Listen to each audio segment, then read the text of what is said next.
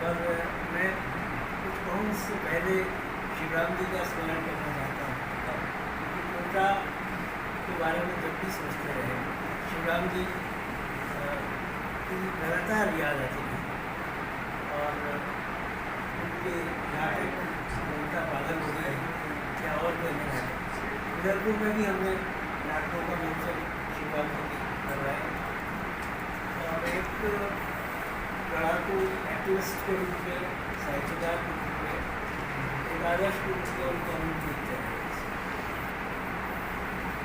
जो teachers movement की बात आपने कही तो यादव साहब और हम लोग शुरुआत से ही ऑलमोस्ट उस आंदोलन का हिस्सा रहे और मैंने 1986 में नौकरी प्रारंभ करी और 87 में आंदोलन था all India federation of university and college teachers का, उसमें मैंने गिरफ्तारी दी। तो प्रोबेशन नहीं चल रहा था तो लोगों ने कहा कि प्रोबेशन है क्या होगा, तो मैंने कहा और नौकरी करेंगे ऐसा आंदोलन चलना ज़्यादा तो वही रास्ता चुना। और आपको देख कर के तो मुझे प्रकाश चतुर्वेदी साहब की याद आ रही है, काफ़ी हद तक आपका चेहरा मोहरा भी पीछे उनका है, तो उनके नेतृत्व में बड़ा आंदोलन राजस्थान के अंदर रहा। शिक्षक आंदोलन की बात करें और उनका जिक्र न हो तो वो भी एक अनुभव सही है। तो ये सारी बातें हैं और आपने जो मुझे कहा, चावला साहब ने कहा कि इन विषयों पर बात करने के लिए कोटा आ गया, तो मैंने कहा उसके लिए तो मैं कहीं भी जा सकता क्योंकि ये एक मिशन का हिस्सा है, ये कोई शौकिया करने वाला काम नहीं है और साहित्य भी हम लोगों के लिए शौकिया करने वाला नहीं है, एक आंदोलन का ही हिस्सा। असल तो अच्छे से जानते हैं कि हम कलम क्यों, जब व्यवस्था में लगता है कि कुछ तब्दीली की ज़रूरत है और दुनिया के ढेरों ऐसे उदाहरण हमारे सामने, चाहे वो अर्नेस्ट हेमिंग्वे, चाहे क्रिस्टोफर कॉटवेल हो और लोग हों जिन्होंने बदलाव के लिए, क्रांति के लिए लेखन के वास्ते कुछ किया। तो ऐसी कोई बहुत बड़ी भूमिका में मैं नहीं पहचानूँगा आपको, लेकिन इतना सा वो जो गिलहरी की पूंछ से पानी समुद्र खाली करने जैसा है, वो प्रयास महावीर संता संदेश और अन्य माध्यमों से करने की कोशिश करनी है। तो आज के समय में खासतौर से आपने जो विषय समय संवाद रखा है, जयपुर में हम लोग लगभग हर 15 दिन में समता संवाद का आयोजन करते हैं और वो समता क्योंकि हम लोगों के आदर्श का एक प्रतीक जैसा है, तो उनमें लगभग इन्हीं विषयों पर शहर के 25, 30, 40 लोग मिलकर के बातचीत करते हैं और उस सारी बातचीत को लिख करके समता संदेश के अंत में प्रकाशित करते हैं ताकि जो लोग न आ पाए उन तक भी हमारी बात पहुँच सके। ये सारी बातें हैं और इस समय जो चिंताएं हैं, मुझे लगता है एक विद्यार्थी के रूप में, शिक्षक के रूप में और एक आदमी से लेखक के रूप में, वो चिंताएं बड़ी हैं। खास तौर से लेखन और सोचने की शक्ति पर जो प्रहार है लगातार, वो संभवतया इस देश में बहुत पहले नहीं था। जिस तेजी से द वॉइस ऑफ डिसेंट जिसको हम प्रतिरोध का जो स्वर है उसको खत्म करने की चेष्टा है। मैं 2 लेखकों का उल्लेख मैं करूँगा। एक वर्मना राव तेलुगु के बड़े राइटर हैं,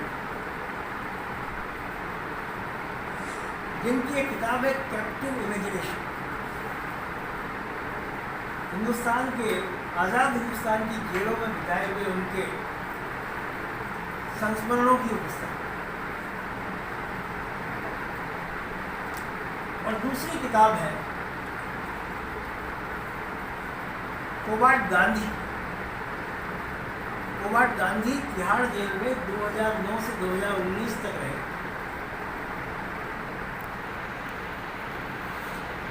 और 2019 में उनको बाइज्जत बरी कर दिया गया कि उन पर लगाए गए कोई भी आरोप साबित नहीं हो।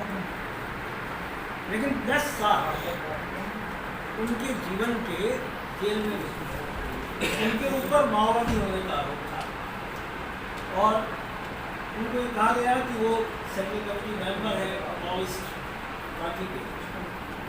लेकिन असल बात यह है कि एक इंटेलेक्चुअल थे, बम्बई में रहते हुए समाज के लिए काम कर रहे थे, खासतौर से झुग्गी झोपड़ियों में रहने वाले लोगों के लिए वो बहुत महत्वपूर्ण काम कर रहे थे। उनकी एक किताब है फ्रैक्चर्ड इमेजिनेशन, फ्रैक्चर्ड फ्रीडम। इस तरीके का लेखन पिछले कुछ वर्षों में हुआ और हाल में 2021 में मेरी एक किताब आई है जो प्रिजन राइटिंग पर, जेलों में लोगों ने रह करके जो लिखा है उस पर एक शोध पुस्तक है। उसमें बंगाल के वो लोग भी हैं जिन्होंने जेलों में रह करके कविताएं लिखी और जिनको नक्सलवादी कहकर के जेलों में फीस दिया। उसमें बारबरा राव की किताब का भी जिक्र है, उसमें मैरी टाइलर का भी जिक्र है जो एक ब्रिटिश नागरिक थी और हिंदुस्तान की जेलों में 5 साल रहना पड़ा उनको बिना किसी कारण। और प्रोफेसर तेल तोमड़े का उदाहरण आप लोग जानते ही हैं जो मैनेजमेंट के प्रोफेसर थे और अभी भी जेल में हैं। आप नवलखा जी का भी आपने जिक्र किया, अभी हाल में उनको जवाब मिली है, सुधा भारद्वाज जेल में है तो ये सारी जो व्यवस्थाएं हैं, जो परिस्थितियां हैं, ऐसे में एक लेखक के रूप में हम क्या सोचते हैं? जब कलम उठाते हैं लिखने के लिए तो क्या हमारी कलम कांपती है? अगर कोई ये कहे कि नहीं मुझे कोई फर्क नहीं पड़ता तो मुझे लगता है कि वो गलत बयान है। आज के इस वातावरण में एक एक शब्द लिखने से पहले सोचना पड़ता है। ये मैं कन्फेस कर रहा हूँ, मैं ये स्वीकारोक्ति कर रहा हूँ कि हम लोग जो व्यंग भी लिख रहे हैं तब भी, कविता लिख रहे हैं तब भी, या पत्रकारिता में कोई संपादकीय लिख रहे हैं तब भी, एक एक शब्द लिखने से पहले सोचना। मुझे लगता है सबसे बड़ी चुनौती लोकतंत्र की इस समय एक रचनाकार के रूप में मेरी यह है कि जो उड़ान कल्पना की या जो यथार्थ से हाथापाई या मुठभेड़ करने की जिज्ञासा, चेष्टा, हिम्मत, ज़रूरत है इस समय, वो करते करते कहीं न कहीं भीतर एक हिचकिचाहट का भाव है और इसलिए इसे दूर करने के लिए संघर्षों की आवश्यकता है। वरना अगली पीढ़ी हमें ये कहेगी कि आप इस समय क्या करते हैं।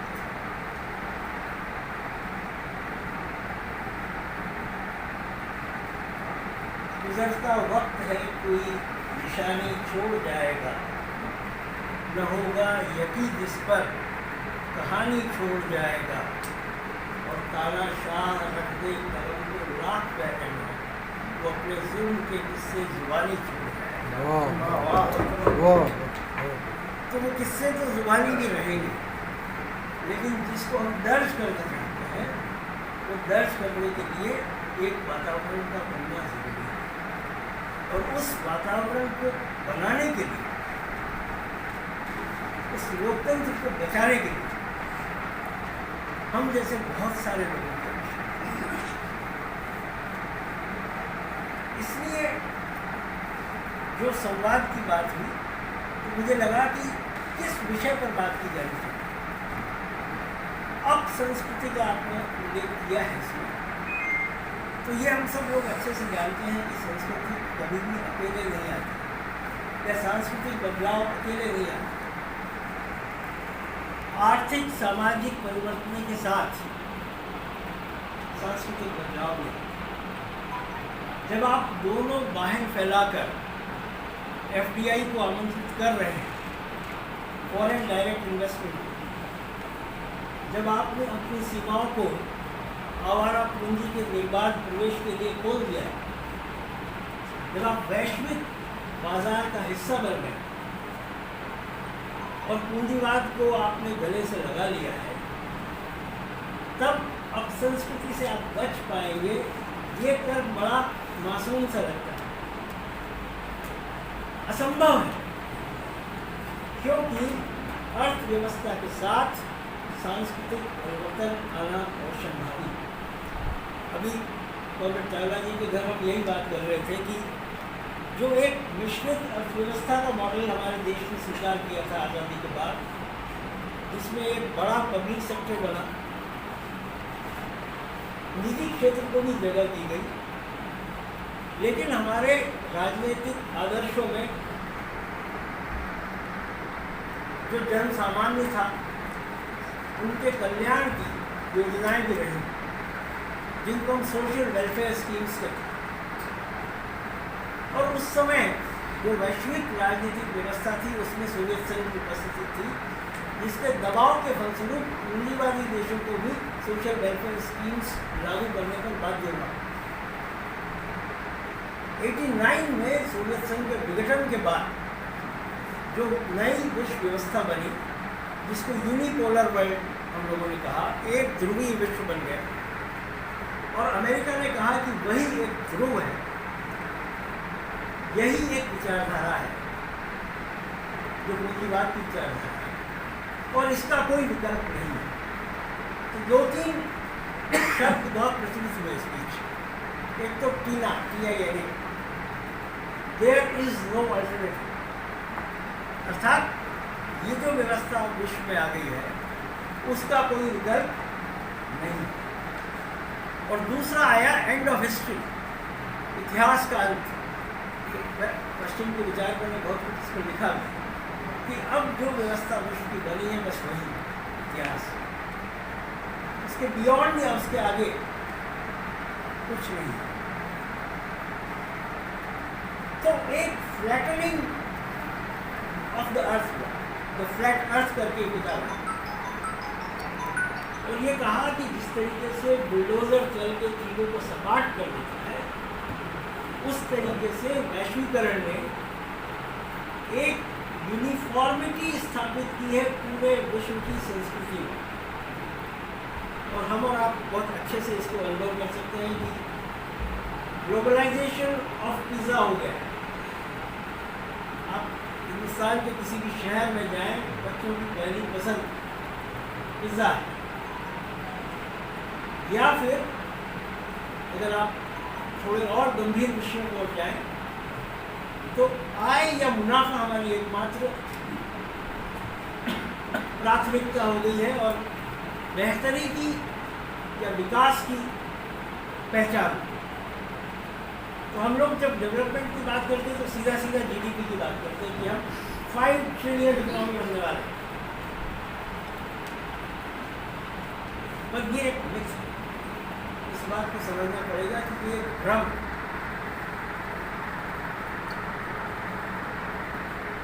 यथार्थ और विभ्रम एक बहुत अच्छी किताब आई थी,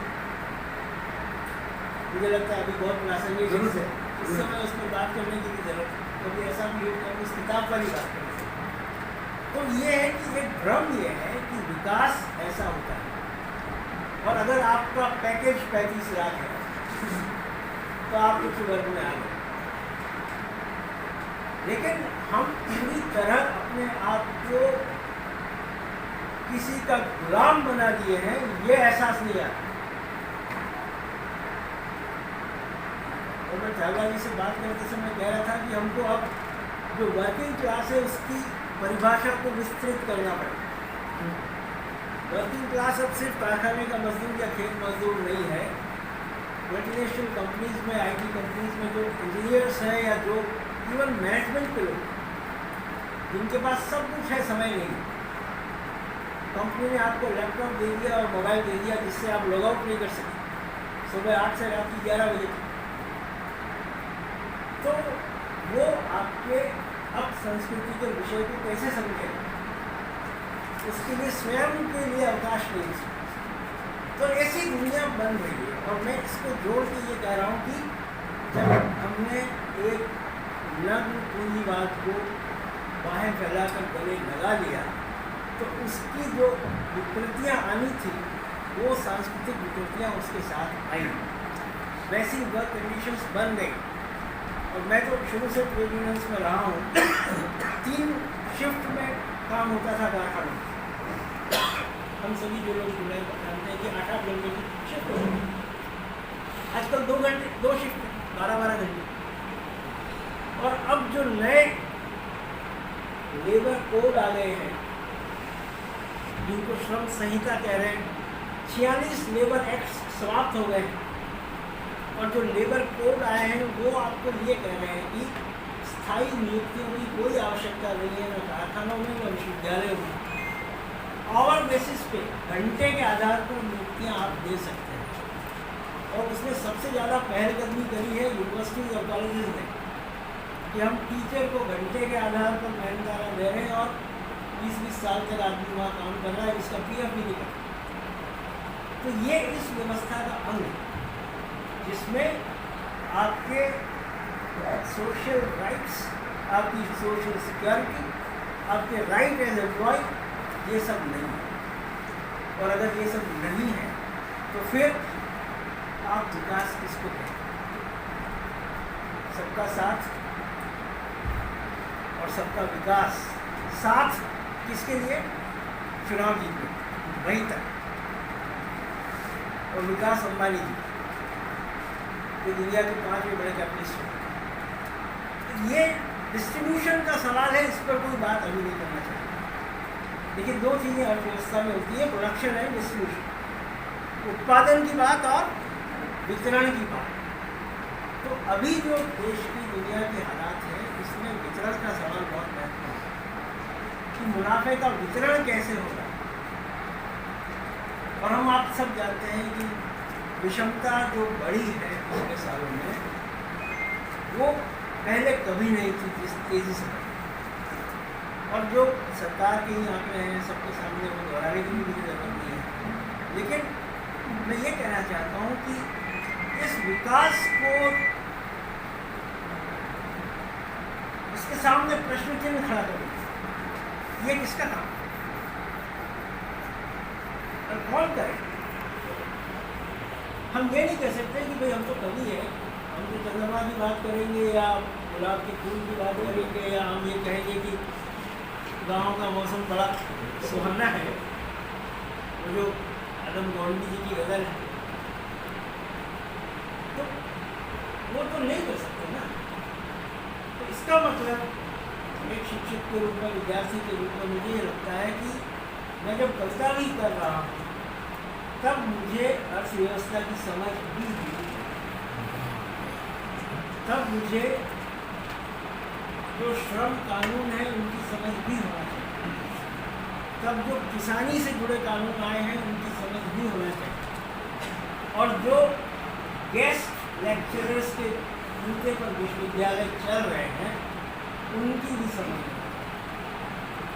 ये सब अगर हम इंटीग्रेटेड रूप में, एकीकृत रूप में नहीं समझेंगे तो मुझे लगता है कि जो हमारी भूमिका है एक कॉन्शियस सिटीजन की या एक जागरूक नागरिक, तो वो भी हम ठीक से शायद नहीं कर पाएंगे, ऐसा मेरा व्यक्तिगत मत है। और मुझे लगता है कि इन सारे विषयों पर कम से कम अंग्रेजी साहित्य में लेखन नहीं। 1950, 60, 70, 80, 90 और अभी के दशक में जो फोकस है वो अर्बन मिडिल क्लास साहित्य का जो फोकस है, खासतौर से क्योंकि मेरा विषय अंग्रेजी है तो मुझे उसका थोड़ा पता है, ज़्यादा तो नहीं पता है, लेकिन फिर भी यदि हम देखें जिस किस्म के उपन्यास आ रहे हैं, जिस किस्म की कविताएँ आ रही हैं, कोई बात नहीं करना चाहता। अभी आपने जिक्र किया कि भीलो ट्राइबल लिटरेचर की मेरी किताब, tribal literature, culture and knowledge systems, अंग्रेजी में कौन लिखे? सवाल ये इन विषयों में। तो मुझे लगता है कि मेरी जिम्मेदारी है भाई, मैं उदयपुर में रहता हूँ, उदयपुर बांसवाड़ा उदयपुर जहाँ आधी से ज़्यादा जिनके आदिवासी होती है, यदि मैं उनमें नहीं लिखूँगा तो कोई वतन से आके तो नहीं है।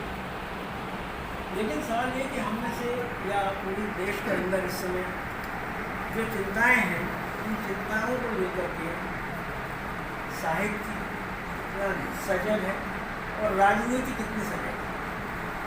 राजनीति पर हम शाम को भी चर्चा करेंगे, लेकिन सिर्फ संकेत रूप में कहना चाहता हूँ कि सिर्फ सत्ता प्राप्त करना किसी तरह से वो लोकतांत्रिक